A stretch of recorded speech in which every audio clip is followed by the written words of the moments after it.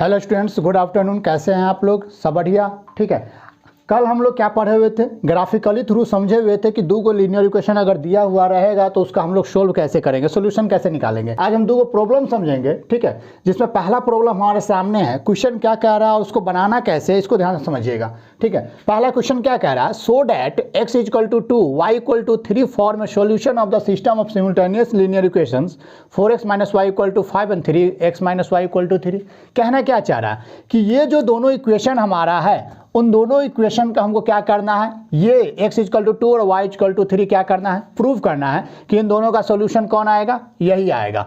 तो अगर आपको ये दे रखा है तो आप कैसे सोल्व कीजिएगा, तो हम यहाँ से सॉल्यूशन कैसे करेंगे, तो बस क्या कीजिए कि ये जो हमारा इक्वेशन दे रखा है उसको बस पुट कर दीजिए इसमें, ठीक है। जो हमारा रिजल्ट दे रखा है प्रूव करना है, तो इन दोनों इक्वेशन को क्या कीजिए, इक्वेशन में पुट करके सेटिस्फाई कर दीजिए कि ये इक्वेशन क्या है, हमारा आंसर मतलब सेटिस्फाई कर रहा है, तो हमारा क्या निकल जाएगा, प्रूफ हो जाएगा। तो हम वही कर रहे हैं। अगर मान लेते हैं हम लिखे फ्रॉम इक्वेशन 1, ठीक है, जो कौन है 4x minus y equal to 5, तो हम कह सकते हैं इसका दो सोल्यूशन बता रहा है, ठीक है। x इक्वल टू 2 कह रहा है, y इक्वल टू 3, तो दोनों को पुट कर दीजिए इसमें।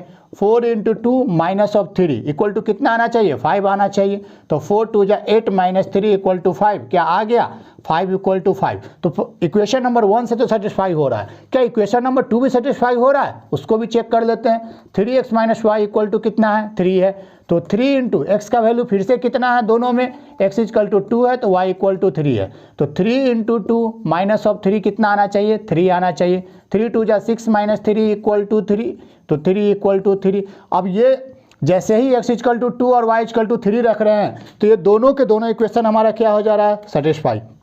यहाँ भी LHS इक्वल टू RHS आ रहा है और यहाँ भी LHS इक्वल टू RHS आ रहा है। तो स्टूडेंट्स इस प्रकार से किसी भी क्वेश्चन को हम लोग क्या कर सकते हैं, किसी भी क्वेश्चन को नहीं, इस प्रकार के क्वेश्चन को जब भी सॉल्व करना रहेगा, प्रूफ करना रहे, दो इक्वेशन दिया रहे और x का वैल्यू y का वैल्यू गिवन रहे, अगर आपको प्रूफ करना रहे तो इस तरीका से आप क्या कर सकते हैं, क्वेश्चन को आसानी तरीका से बना सकते हैं, ठीक है।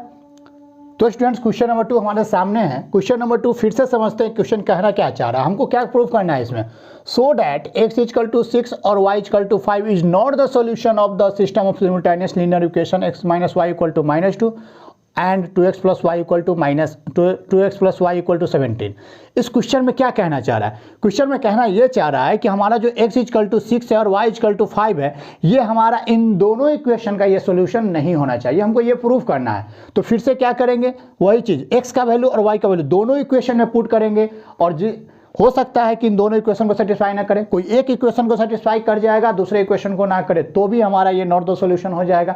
लेकिन दोनों के दोनों इक्वेशन अगर सेटिस्फाई कर गया तो फिर सॉल्यूशन हो जाएगा। तो उसको हम चेक करते हैं, ठीक है। इसको चेक करने के लिए फिर से वही अपनाना है कि हमारे पास x minus y equal to -2 था, x का वैल्यू कितना है इसमें, x का वैल्यू 6 है और y का वैल्यू 5 है, पुट कर दीजिए। x का value 6 minus of 5 equal to -2, कितना हो गया 6 माइनस 5, 1 इक्वल टू -2। क्या ये दोनों सेटिस्फाई कर रहा है स्टूडेंट्स, ठीक है। तो ध्यान से समझिए, 1 कभी भी -2 के बराबर नहीं होता, तो ना ये सेटिस्फाई किया, ना ये सेटिस्फाई करेगा, ना ही ये सेटिस्फाई करेगा।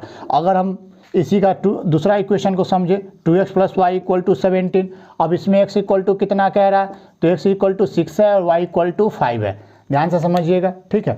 2 इंटू कितना हो गया 6, जबकि y equal to 5 equal to 17, कितना हो गया 12 plus 5 equal to 17, 17 equal to 17। अब ध्यान से आप समझने की कोशिश कीजिए, इस इक्वेशन पे, ठीक है, ये जो हमारा सॉल्यूशन दे रखा था, इस सॉल्यूशन पे ये इक्वेशन सेटिस्फाई हो चुका है, लेकिन ये वाला इक्वेशन हमारा सेटिस्फाई नहीं हुआ है। इसका मतलब है कि दोनों इक्वेशन सेटिस्फाई नहीं हुआ है। अगर दोनों इक्वेशन सेटिस्फाई नहीं हुआ तो हम कह सकते हैं कि ये हमारा सॉल्यूशन आंसर में नहीं आएगा स्टूडेंट्स, ठीक है। तो इस प्रकार से आप इस तरह के क्वेश्चन को क्या कर सकते हैं, सॉल्व कर सकते हैं। तो दोस्तों अगर वीडियो अच्छा लगे तो सपोर्ट कीजिए और चैनल को सब्सक्राइब कीजिए। मिलते हैं अगले लेक्चर में।